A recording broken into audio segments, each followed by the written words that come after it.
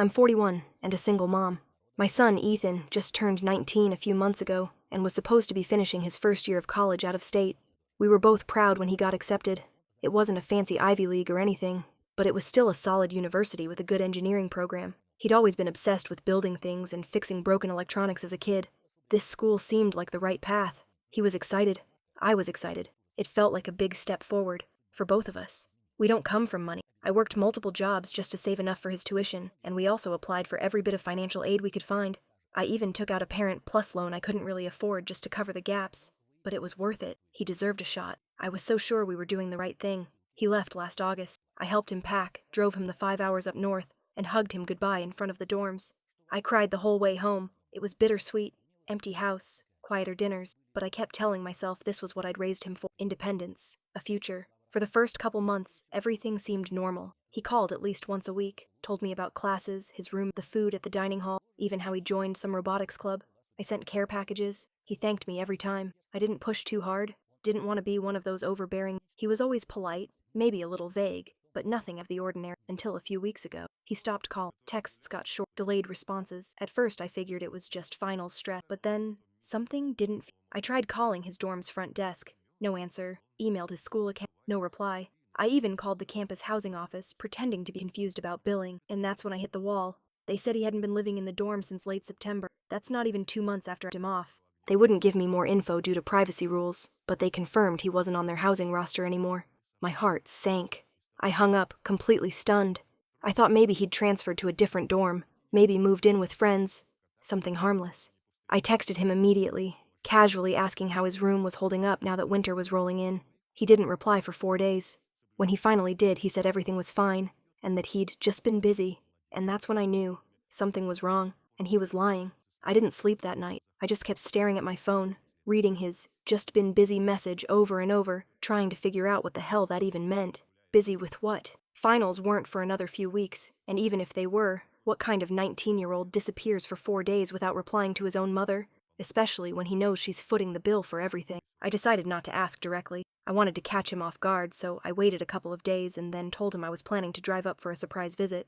I made up some story about being in the area for work, said I'd only be in town for the afternoon and thought we could grab lunch. He replied 3 hours later with a very short, "Won't be around that day, sorry."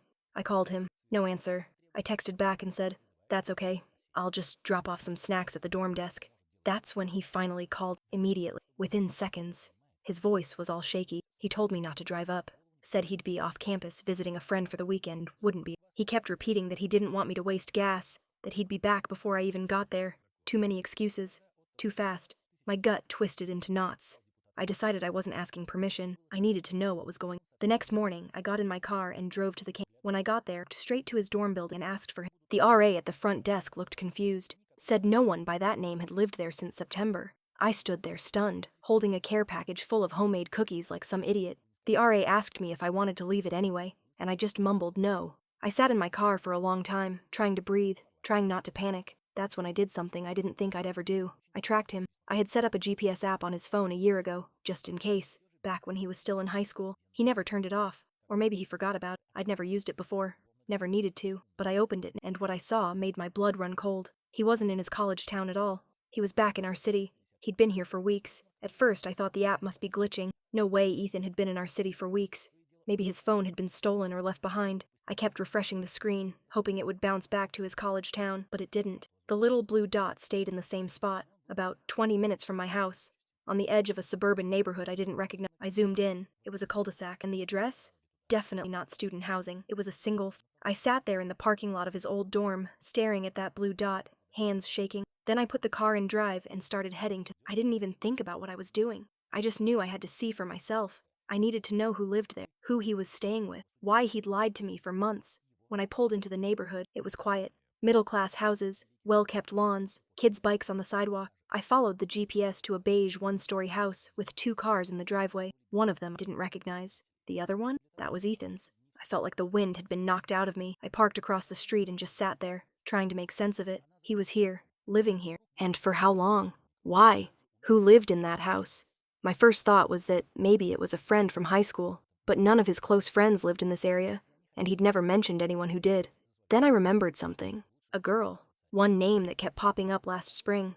just before graduation. He'd mentioned her a few times, said they had a class together, that she was cool and funny, but I hadn't thought anything of it. I didn't even remember her name first, till I saw them. The last name slapped me in the face. Hartley, that was it. Her name was Lena Hartley, and now my son was apparently living in her house. I didn't get out of the car right away. I just sat there, gripping the steering wheel like it might keep me grounded. The name on the mailbox kept echoing in my head. Hartley, Lena Hartley. She was only 17 last spring, maybe 18 now, barely out of high school. My brain was scrambling for an explanation that made sense. Maybe Ethan was just crashing with her family. Maybe her parents had taken him in after something happened at school. Maybe it wasn't what it looked like. But then I saw them. The front door opened, and there he was. Ethan. Alive. Healthy. No college stress, no duffel bags, no dorm food in sight. Just my son, standing casually on a front porch like he belonged there, like this was home now. And then Lena appeared behind him. She stepped out, barefoot, hair wet, wearing one of those oversized t-shirts that girls always borrow from their boyfriends. She looked like she'd just gotten out of the shower. Ethan handed her a mug, coffee maybe, and leaned in to kiss her. I couldn't move. My entire body just froze. They stood on the porch talking and laughing for a minute. She playfully tugged at his hoodie, and he pulled her in again, and then they both went back inside like it was just another ordinary morning, like none of this was completely insane. I didn't even know what I was feeling. Shock? Betrayal? Fury? I'd worked myself to the bone, skipped meals, passed on new clothes, said no to everything I wanted, so he could have a shot at college. I didn't just believe in his dreams, I funded them, and he'd thrown it all away for this? For some high school fling? I sat there for nearly 30 minutes before I finally drove off. I couldn't confront him yet. I was too full of questions I didn't trust myself to ask calmly. What happened to college? Why had he lied for months? Why was he living in Lena Hartley's house? And where were her parents in all this? I needed answers, and I knew one place that would give me at least some of them. That night, I logged into the parent portal for his college account, and what I found? It made my stomach drop. I hadn't logged into the parent portal since the fall. I avoided it on purpose, mostly to give Ethan space.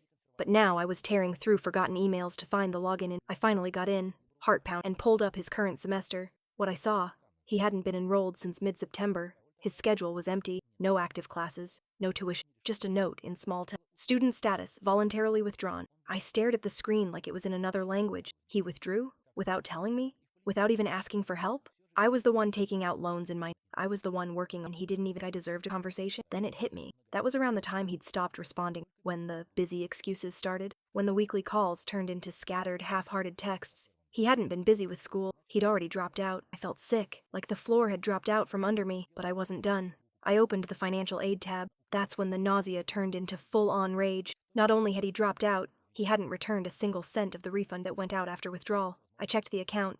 It had been cashed. He kept the money. That money wasn't his to spend. That was aid meant for his education. That was my loan tied to my name, and he'd taken it and vanished. But I still didn't understand why. Why lie?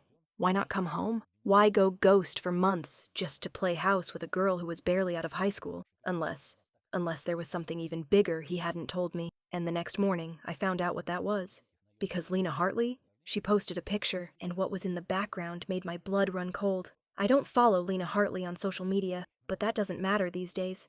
One of those mutual friend algorithms kicked in and showed me her latest post under the People You May Know section. Her profile was public. Of course it was. It was a photo of her and Ethan sitting on a couch. He was leaning back, arm draped behind her, and she was curled into his side like she was already the wife. They both looked careful, smug even. The cap, just a single red heart, but it wasn't the pose or the caption that got me. It was the crib behind them, tucked into the corner of the living room like a casual piece of furniture they didn't even think to. White painted wood, baby blue sheet, and hanging above it a name banner made out of string and clothespins.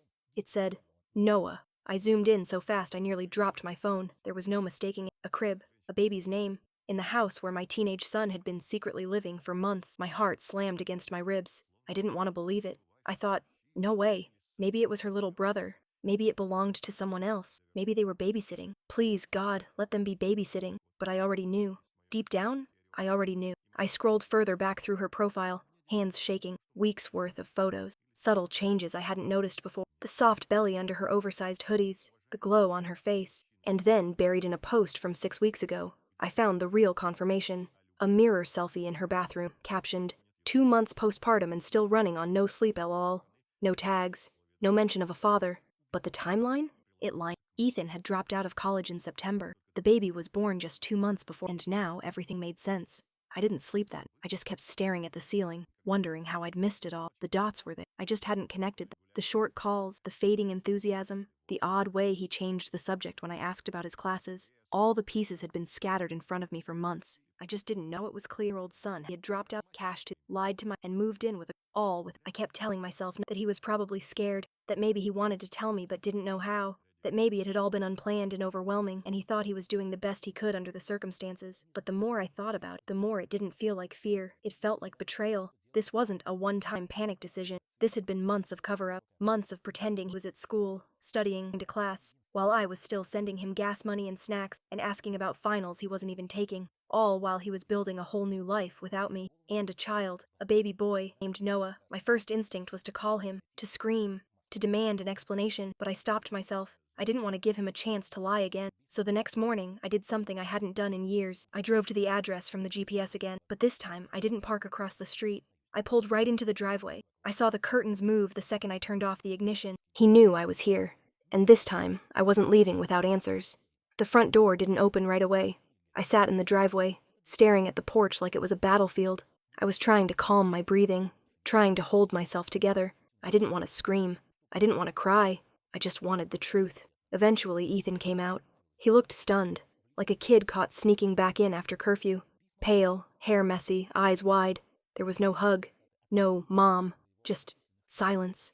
I got out of the car and stood there waiting for him to say something. He didn't, so I broke it. I asked him how long he'd been living here. He hesitated, then mumbled, "Since October." That meant he hadn't even lasted 2 full months at college. I asked about the classes, the refund, the phone calls where he told me about projects and study groups that never existed. He kept his eyes on the ground.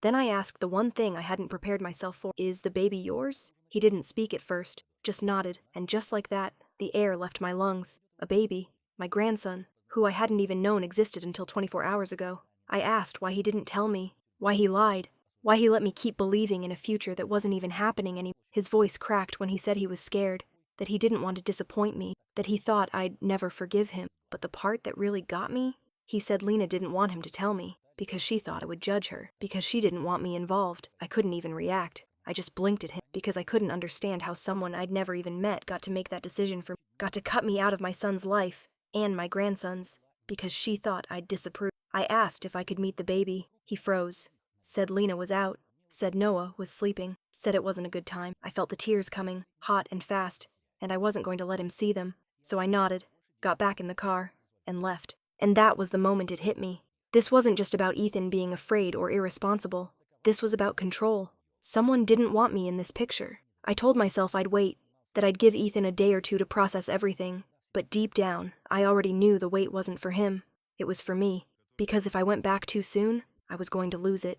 And if I lost it, I knew I'd never see that baby. But something kept gnawing at me, a question I couldn't shake. Why would Lena want to keep me away? I barely knew her. I hadn't spoken to her since the one time she came by the house senior year to pick Ethan up for a study project. She seemed polite, quiet. She didn't strike me as the manipulative type, but then again, none of this did. So I started asking around quietly. I called one of Ethan's friends, someone he hadn't talked to in a while, someone who still talked to me.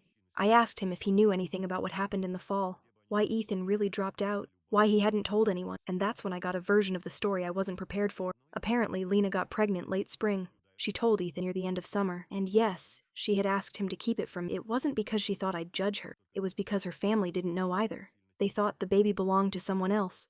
They had no idea Ethan had dropped out of school. And here's the kicker.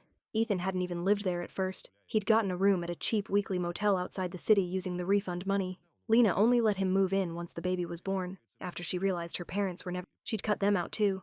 No support, no help, no contact. She didn't want anyone telling her how to raise that baby, including me. And now Ethan was stuck, living in someone else's house, raising a child he hadn't even told his mother about, cut off from his friends, from his school, from everything he used to care about.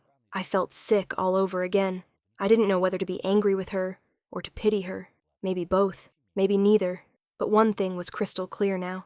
This wasn't a family. This was a secret, and I wasn't going to let it stay that way. I didn't sleep that night. Again. I kept playing it all out in my mind. Ethan's face, the crib, the nod when I asked if Noah was his, the lies, the silence, the fact that I was a grandmother and no one told me. The next morning I didn't text. I didn't call. I just drove back. This time, I didn't care if I was unwelcome. Ethan answered the door before I even knocked. He must have seen me pull up. His expression said everything: guilt, fear, exhaustion, like he was barely holding his world together. I told him I wasn't here to fight. I told him I wasn't here to take over, or control anything, or judge. I just wanted to meet my grandson. He hesitated. I saw the war in his face. But then, he stepped aside. I walked in, and there he was. Noah, curled in a baby bouncer in the living room, tiny fists balled up near his cheeks, chest rising and falling with slow, soft breaths. My legs nearly gave out. He looked so much like Ethan did as a baby, it hurt, and then I heard her. Lena, from the hallway. She hadn't seen me yet, but she froze the moment she did. Her eyes widened, arms crossed over her chest, clearly bracing for whatever she thought I came to say. But I didn't raise my voice. I didn't scold or accuse. I just said, "He's beautiful." Her expression cracked, just a little. She didn't smile, but she didn't run either. She nodded, said thank you. It was awkward, of course it was. But something shifted. She let me hold him. I stood in that cluttered little living room, with dishes in the sink and laundry on the couch, and held my grandson for the first time. And in that moment, everything else fell away. The secrets, the lies, the mess of how we got here. None of it mattered. Ethan watched me, his face unreadable, until I finally looked at him and asked if he was okay. And for the first time since this whole thing started, he answered honestly. He said no, that he felt like he ruined everything, that he didn't know who he was anymore, that some nights when Noah wouldn't stop crying and Lena was too tired to move, he just sat in the dark and wondered what the hell he was doing with his life. And I told him the truth, that he did screw up, but also that he had a second chance. Not everyone gets that. We talked for a long time, about school, about money, about what comes next. Lena stayed quiet for most of it, but she listened, and when I offered to help, with Noah, with babysitting, with groceries, she didn't say no. That was a start. It's been 2 weeks now. I see them every few days. I bring diapers. I fold laundry. I babysit when they just need an hour of silence. Ethan's considering online classes next semester. He's not, magically, better, but he's trying, and I think, in the smallest of ways, he's letting me back in. Noah is starting to smile now. He has Ethan's nose, and when he laughs in his sleep, I forget, for just a second, how broken the road to this moment really was. But I'm here now, and I'm not leaving again.